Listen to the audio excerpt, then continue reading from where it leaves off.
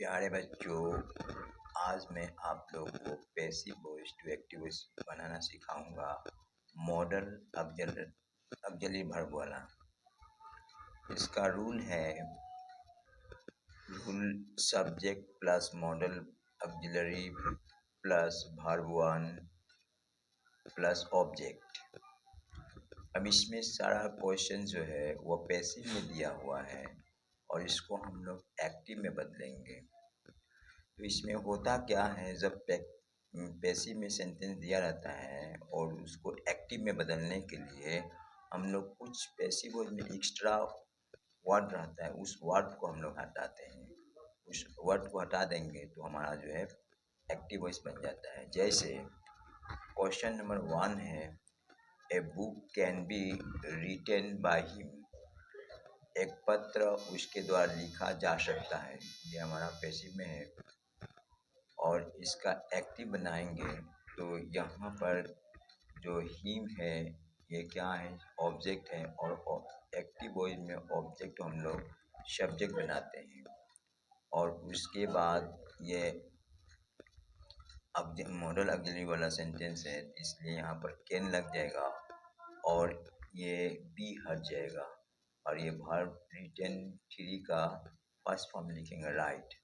उसके बाद ये बुक है, इसको ऑब्जेक्ट के स्थान पर रख देंगे तो he can write a book, वह एक पत्र लिख सकता है। इसका हिंदी हुआ। क्वेश्चन नंबर 2 है, this work must be done by you. यह काम तुम्हारे द्वारा अवश्य किया जाना चाहिए। अब इसमें दिस वर्क जो है हमारा सब्जेक्ट है, मस्ट मॉडल ऑक्सिलरी है, बी हेल्पिंग वर्ब है और डन मेन वर्ब है और बाय प्रीपोजिशन है और यहाँ पर यूज है ऑब्जेक्ट रूप में है। अब इसमें हमारा एक्स्ट्रा वर्ड जो दिया गया है वह है बी है और बाय है और ये डन का पहला रूप लिखाएगा एक्टिव में। एक्टिव में हम लोग क्या करते हैं, जो पैसिव का जो ऑब्जेक्ट होता है उसको सब्जेक्ट के स्थान पर लाते हैं। तो इस यू को सब्जेक्ट बनाकर सब्जेक्ट के प्लेस में रखेंगे। तो ये यू आ गया, क्योंकि एक्टिव वॉइस में हमारा होता क्या है, एक्टिव वॉइस में हमारा पहले सब्जेक्ट होता है, उसके बाद मेन वर्ब होता है, उसके बाद ऑब्जेक्ट होता है। और अगर ऑक्सिलरी वर्ब रहता है तो हम लोग subject plus helping verb plus main verb plus object लिखते हैं। इस तरह से हम लोग इसको क्या करेंगे कि यू को सब्जेक्ट के प्लेस में रखेंगे। उसके बाद इसमें जो मॉडल ऑक्सिलरी दिया है मस्ट, उसको लिखेंगे। उसके बाद स्टोन का पहला रूप लिखेंगे डू डीड डॉन। तो पहला रूप लिखेंगे डू यानी कि वर्ब वन। उसके बाद ये जो दिस वर्क जो है यहाँ पर सब्जेक्ट रूप में, यहाँ पर ऑब्जेक्ट रूप में आ जाएगा। तो you must do this work, तुम्हें इस काम को अवश्य करना चाहिए। ये हमारा एक्टिव मीनिंग हुआ। क्वेश्चन नंबर 3 है, a letter should be written by him. A letter should be written by him, ये सेंटेंस हमारा पैसिव में दिया गया है। कैसे जानेंगे, क्योंकि इसमें एक तो बाय लगा हुआ है, उसका वर्ब 3 है, क्योंकि पैसिव वॉइस में हमेशा वर्ब 3 होता है। इसमें वर्ब 3 है और इसके साथ साथ एक्स्ट्रा वर्ड बी है और शुड है। तो ये एक्स्ट्रा बी और वर्ब 3 और बाय ये बतलाता है कि ये सेंटेंस जो है पैसिव में दिया गया है। अब इसमें हम लोग क्या करते हैं, एक्टिव बनाने के लिए जो पैसिव वॉइस में एक्स्ट्रा वर्ड दिया गया था, जो बाहर से एक्स्ट्रा वर्ड डालते हैं उसको हम लोग हटा देते हैं। उसको हटा देंगे और ऑब्जेक्ट को सब्जेक्ट के स्थान पर रख देंगे और सब्जेक्ट को ऑब्जेक्ट के स्थान पर रख देंगे, तो हमारा एक्टिव वॉइस आसानी से बन जाता है। हमें ये ध्यान देना है कि मतलब कोई भी पैसिव वॉइस में सेंटेंस दिया है उसमें एक्स्ट्रा वर्ड को ढूंढना है कि उसमें एक्स्ट्रा वर्ड क्या है, उस वर्ड को हटाना है। तो अब यहाँ क्या करेंगे, ही का सब्जेक्ट फॉर्म ही, हिम का सब्जेक्ट फॉर्म ही लिखेंगे।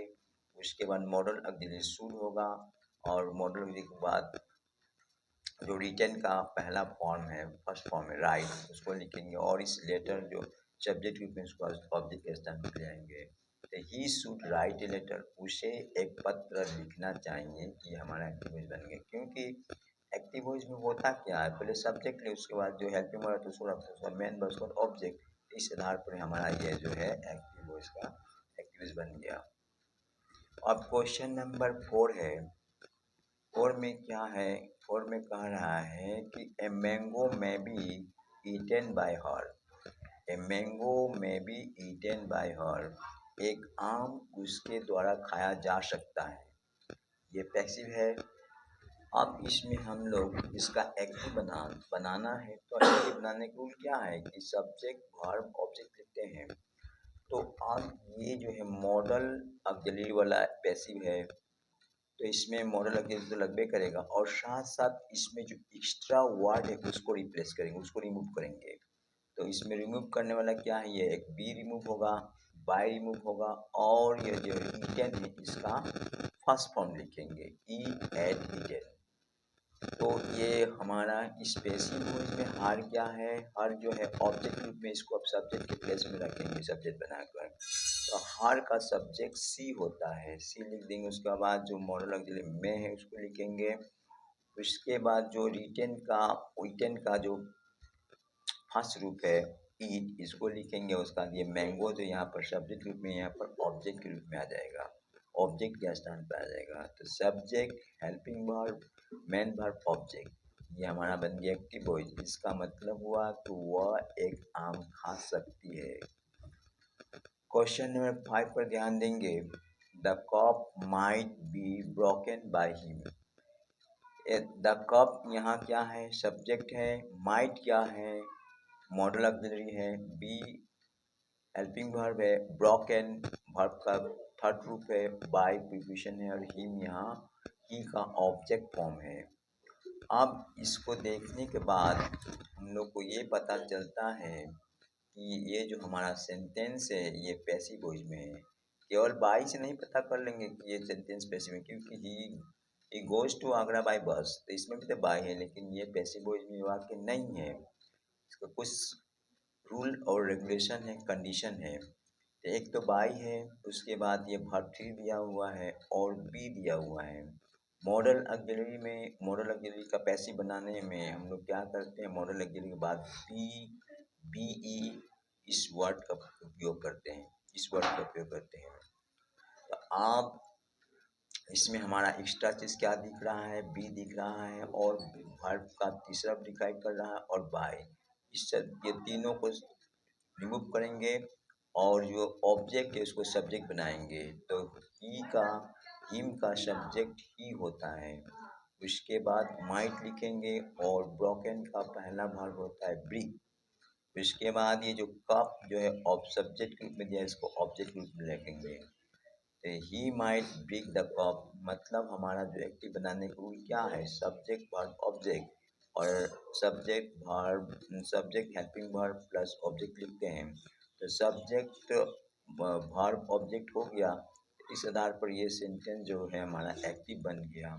अब इसमें मॉडल ऑक्सिलरी, इसलिए मॉडल ऑक्सिलरी का बनाने का रूल क्या है, सबसे पहले सब्जेक्ट लिखेंगे, उसके बाद मॉडल ऑक्सिलरी कैन, कुड, में, माइट, शुड रखेंगे, उसका वर्ब वन रखेंगे, उसका ऑब्जेक्ट रख देंगे, जो कि यहाँ पर हम लोग किए।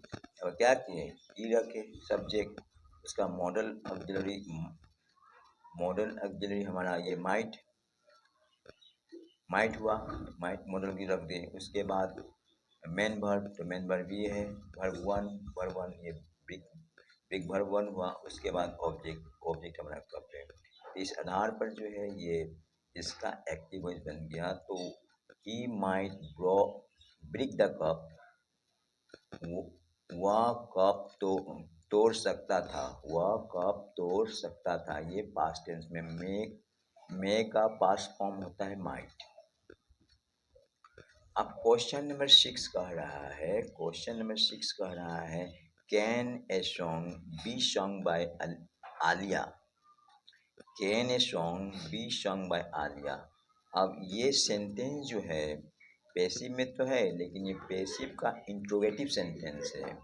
पैसिव का इंट्रोगेटिव सेंटेंस क्यों है, क्योंकि इसमें क्वेश्चन मार्क लगा हुआ है। अब प्लस जो है इसका हेल्पिंग वर्ब जो है कैन, कुड, मे, माइट, यानी कैन ये मॉडल ऑब्जेक्ट, तो मॉडल ऑब्जेक्ट क्या है, सब्जेक्ट से पहले हेल्पिंग वर्ब लग जाता है या डब्ल्यू एस लग जाता है तो वह सेंटेंस जो है क्वेश्चन में बदल जाता है। तो ये हमारा इंट्रोगेटिव वाला पैसिव वॉइस का सेंटेंस है।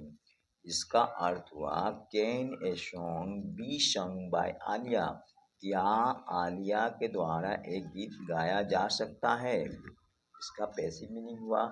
अब इसको हम लोग एक्टिव बनाएंगे। तो यहाँ पर जरा सा ध्यान देंगे कि अगर मैं इसको बी को कैन को हटा देता हूँ, अगर मान लिया जाए कि a song can be song by Alia, ये हमारा पैसिव हुआ एफर्मेटिव का। तो अब क्या हुआ, a song can be song by Alia, ये पैसिव हुआ एफर्मेटिव सेंटेंस का। एक गीत जो है आलिया के द्वारा गाया जा सकता है। अब इसी को अगर एक a song can be song by Alia, अब इस चीज़ को मान लिया जाए कि ये क्वेश्चन नहीं है, एफर्मेटिव है। अब इसको हमें क्या करना है, एक्टिव में बदलना है। तो सबसे पहले हम लोग आलिया को ले आएंगे सब्जेक्ट के स्थान पर।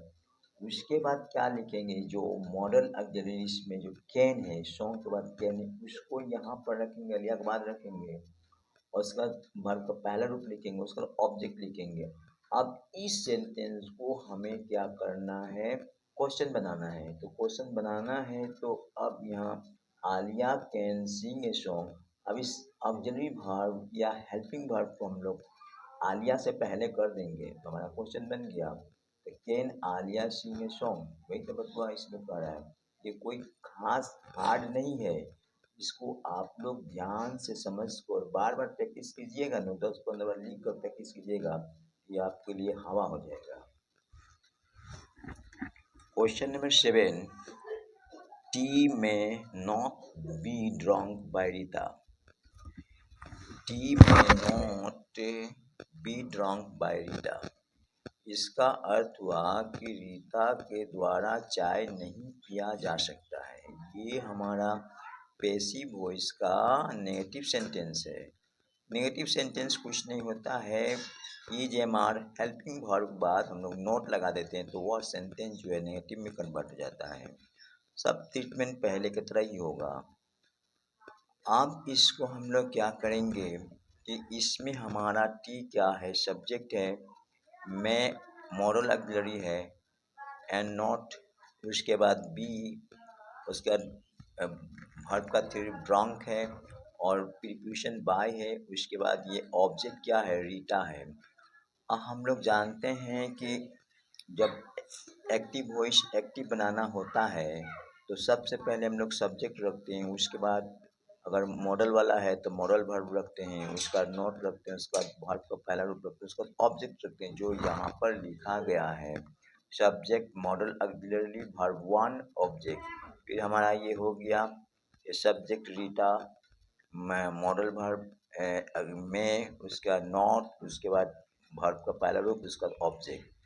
तो अब इस रीता वर्ड को जो ऑब्जेक्ट के रूप में है उसको सब्जेक्ट के प्लेस में लाएंगे, जब सब्जेक्ट के स्थान पर रखेंगे उसके बाद ऑक्सिलरी मॉडल ऑक्सिलरी को लिखेंगे मैं को।